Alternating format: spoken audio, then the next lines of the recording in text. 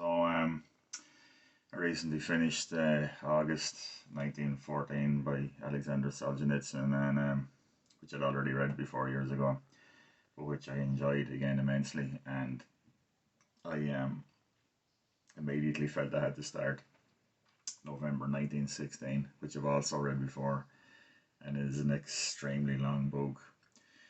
But in many ways, I feel like I'm reading it with fresh eyes again, and I or things that utterly passed me by reading it the first time. I just taking leap out of the page at me this time, and I really like reading the chapter on the origin of the cadets. I found it absolutely fascinating to read. Now, let's bear in mind that this was written in about 1976, but Solzhenitsyn is heavily relying on like the notes and records of the nascent uh, liberal left, group that would be forming part of the Duma, which the Romanovs eventually deigned to allow to come into existence. So basically, there's this the introductory, paragraphs to this are it's just it just absolutely, brilliantly uh, encapsulates, much of the problem I would have with what, far left activism consists of these days. So anyway, basically, there's two introductory paragraphs. One, Alexander Ulyanov and Osipanov, two thought leaders within the movement, given their précis about, like, what the sort of the underlying dynamic of their activism is. So Alexander Ulyanov. At the present time, the Russian intelligentsia can defend its right to think only by terrorist means. Terror was created by the 19th century as the only form of defense to which a minority, strong only in its spiritual strength and the consciousness that it is right, can resort to. I have given much thought to the objection that Russian society shows no sympathy for terror and is indeed hostile to it, but that is a misconception. And this is followed up then by the thoughts of his colleague Osipanov. Our hope is that if we apply terror systematically, the government will give way. We hope by the use of terror to awaken an interest in domestic politics among the masses. The people are forming combat groups of their own to fight this or that body of oppressors, and gradually all of them will merge in a general uprising. Once it comes, we should try as far as possible to limit the number of casualties in the violence. Well, what could go wrong with that? Anyway, that's just as an introductory context, but really the following paragraphs, I just found them astonishing to read. There was no lull in the expression of hatred with weapons for half a century afterwards, and hapless Russian liberalism, caught between two fires, raced frantically from one to the other, prostrating itself, dropping its spectacles, raising its head again, throwing up its hands, urging moderation, and generally making itself into a laughing stock.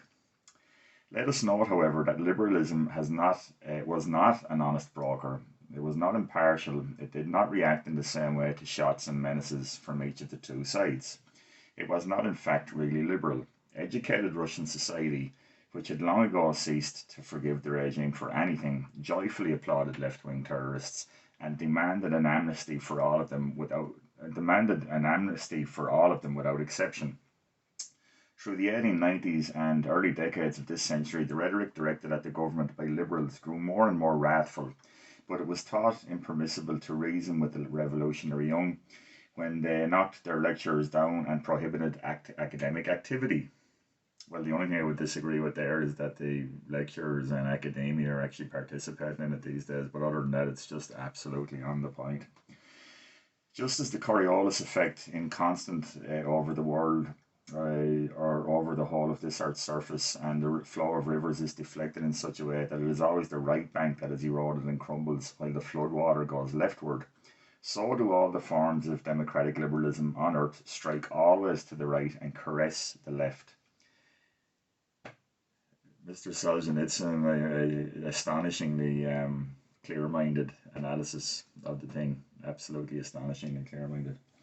Their sympathies always with the left. Their feet are capable of shuffling only leftward. Their heads bob always with the left. Their feet are capable of shuffling only leftward. We've already read that. Their heads bob busily as they listen to leftist arguments. But they feel disgraced if they take a step to or listen to a word from the right. Again, you could talk about the Overton window and what's permissible to even discuss, as part of the conversation. It's astonishing. Cadet liberalism and liberalism the world over, if both its eyes and both of its ears had developed evenly, if it had been capable of following a firm line of its own, would have escaped its inglorious defeat and its wretched fate, and might not have been labelled rotten liberalism by the left.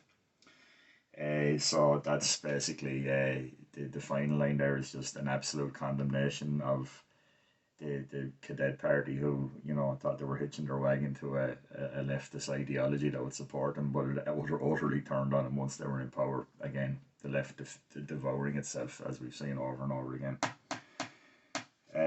Nothing is more difficult than drawing a middle line for social development. The loud mouth, the big fist, the bomb, the prison bars are of no help to you, as they are to those at the two extremes. Following the middle line demands the utmost self-control, the most inflexible courage, the most patient calculation, and the most precise knowledge, which again might be the manifesto of any kind of centrist, as far as I can see. That thankless position of actually always trying to at least see the other side's point of view, as difficult as it becomes to do that.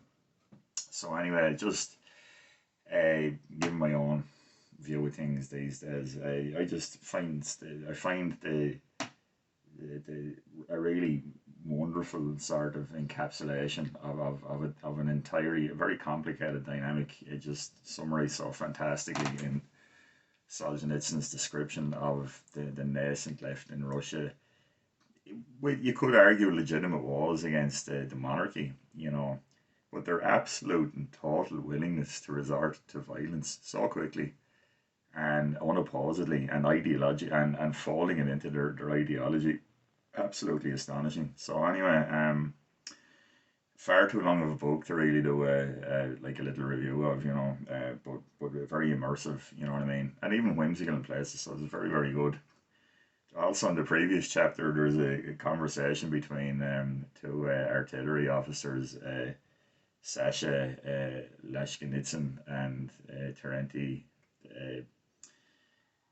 uh, Pogiev, I'm not sure, and it's an absolutely fascinating conversation.